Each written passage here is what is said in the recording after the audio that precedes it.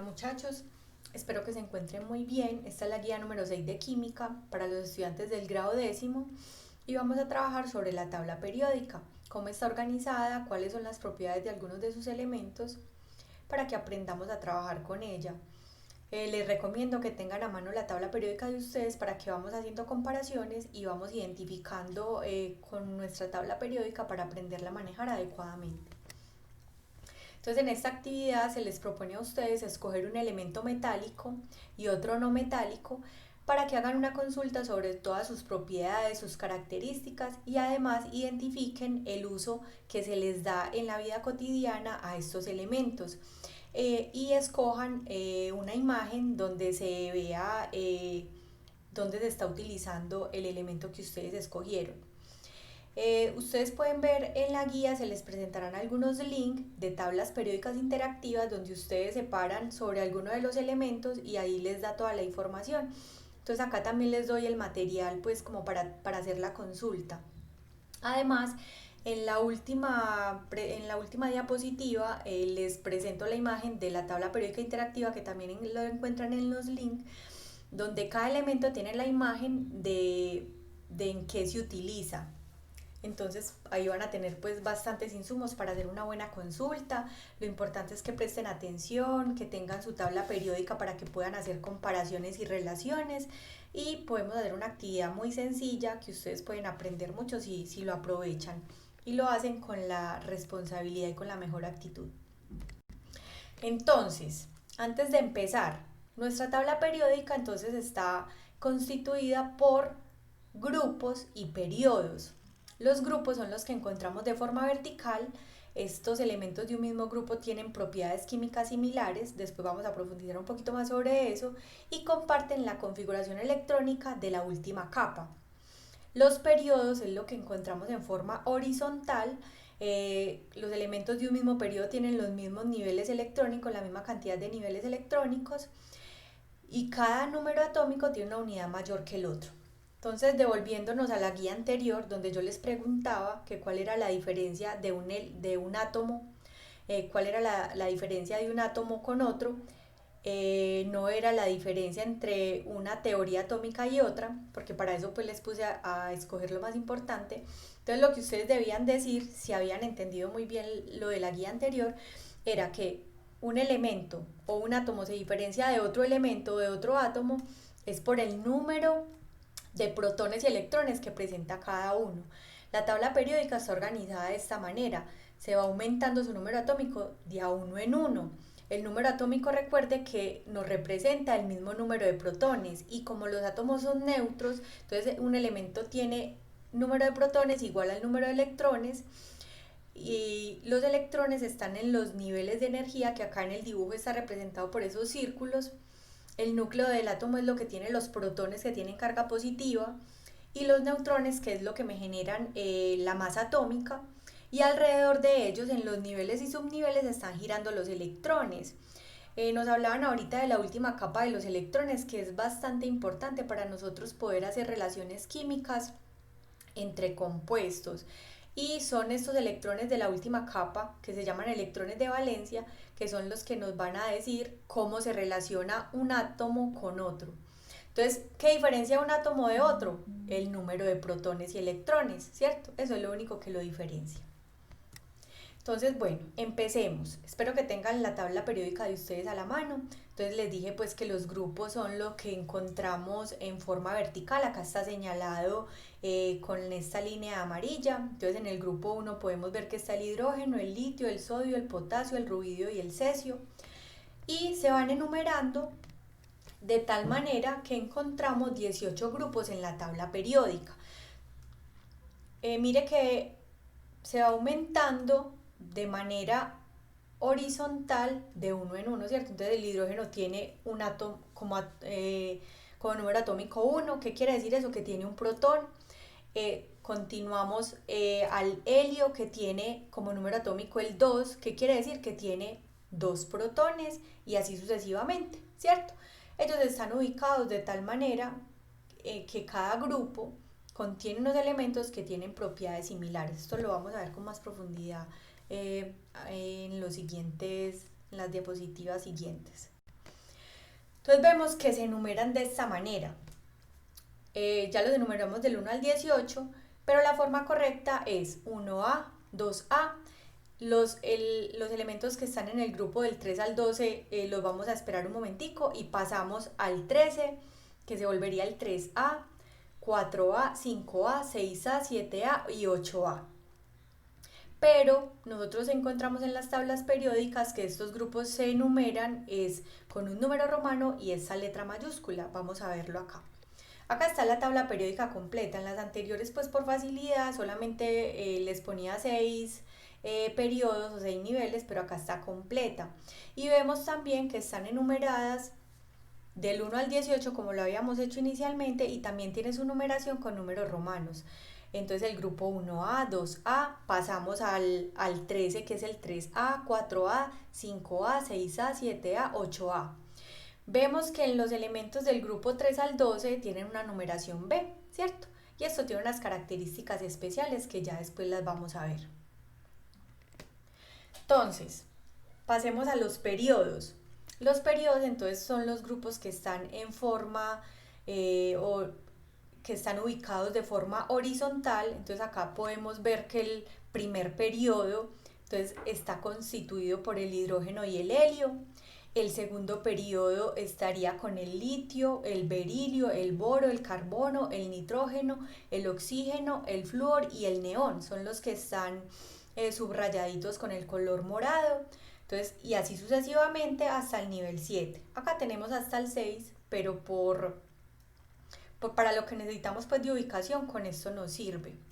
Entonces vemos que la tabla periódica está por grupos y periodos. El grupo tiene características similares, tienen los mismos números de electrones de valencia y los periodos tienen el mismo número de niveles y subniveles para ubicar los electrones. Entonces, bueno, empecemos ya a describir cuáles son las propiedades de estos grupos. Entonces, en el grupo 1A tenemos los metales alcalinos y acá están subrayados con rojo. La excepción del grupo 1A es el hidrógeno. El hidrógeno es un no metal, pero está en este grupo. Pero ese sabemos que es un no metal, entonces no lo vamos a contar, esa es la excepción. Entonces del grupo 1A el litio, el sodio, el potasio, el rubidio y el cesio son metales alcalinos. Reciben este nombre porque son muy reactivos, reaccionan con mucha facilidad, son plateados, son suaves y nunca los vamos a encontrar solos en la naturaleza por su reactividad. Siempre van a estar formados en compuestos, siempre va a estar unido a otro elemento químico. Entonces están subrayados con unas líneas rojas.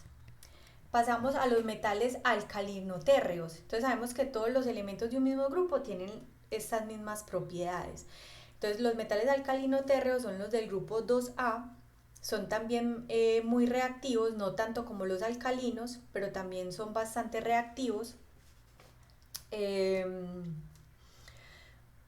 Y tienen propiedades similares. Entre estos está el berilio, magnesio, calcio, el bario, ¿cierto? Entonces son metales alcalinotérreos. El estroncio también se encuentran combinados, nunca los vamos a encontrar solos en la naturaleza. Y tienen propiedades químicas similares como lo que le pasa a todos los elementos de un mismo grupo. Entonces, los elementos del grupo 3 al 12, que ya no tienen la letra A sino la letra B, como lo vimos en la anterior diapositiva, son también metales. Entonces aquí vamos a hablar de las características de todos los metales y los llamamos metales de transición. Todos los metales son sólidos a temperatura ambiente, a excepción del mercurio. El mercurio es el único metal que encontramos en estado líquido.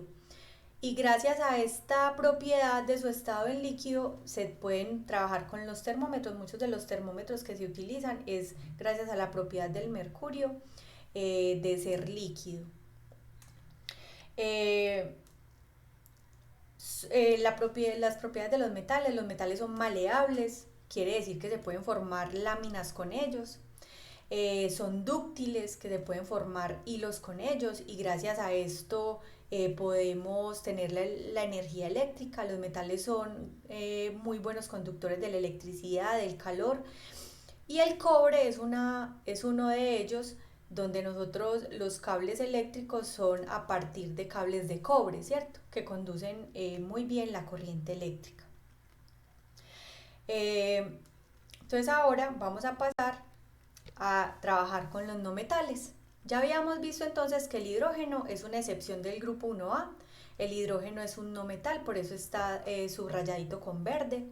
Vemos entonces, vamos a ver algunos de los grupos que tienen algunas características especiales de los no metales. Entonces los no metales los encontramos en los tres estados de la materia, sólido, líquido y gaseoso. Uno de los grupos muy representativos de los no metales son los halógenos. Los halógenos están en el grupo 7A. En ellos está el flúor, el cloro, el bromo, el yodo y el astato. Los halógenos son muy reactivos, son muy coloridos, tienen muchísimas aplicaciones y tienen este nombre porque son halógenos, quiere decir formadores de sales. Son muy corrosivos. Una sustancia corrosiva es que puede dañar la superficie que toca. Son muy reactivos, ya les había dicho también. Y pasemos entonces a los gases nobles. Los gases nobles son muy poco reactivos, son los del grupo 8A, también son no metales. En ellos están el helio, el neón, el argón. Argón y criptón son incoloros y muy poco reactivos. Entonces vamos a ver, podemos diferenciar entonces que los metales en su gran parte, que están están subrayados con rojo, están en la parte izquierda de la tabla periódica, y la mayoría de las tablas periódicas tienen una línea divisoria. Acá la podemos ver subrayada con morado, que es como una escalera, ¿cierto? Donde separamos entonces los metales de los no metales. Acá los no metales están entonces subrayados con verde. Otro de los elementos muy representativos de los no metales, que es lo que tenemos en el aire y lo que nos permite la vida, como el oxígeno, el carbono, el nitrógeno, ¿cierto? Entonces mire que están señaladitos con verde, que son elementos no metálicos. Entonces esta línea divisoria, lo que ustedes ven ahí con esa escalerita, entonces nos puede separar los elementos metales de los no metales. Pero pasa algo. Están representando los metaloides, que como su nombre lo indica, tiene propiedades de metales y de no metales, y es una característica bastante importante porque les da muchas aplicaciones. Entonces entre ellos están el boro, el silicio, el germanio, el arsénico, el antimonio, el telurio y el astato. Estos están señalados en forma amarilla y si ustedes pueden ver están en todo el límite de la línea divisoria. Entonces son los que llamamos metaloides, que tienen propiedades de metales y de no metales. Tienen propiedades intermedias, son conductores pero no tanto como los metales, y esto les da bastante aplicaciones en la vida diaria, que ustedes eso es lo que van a consultar.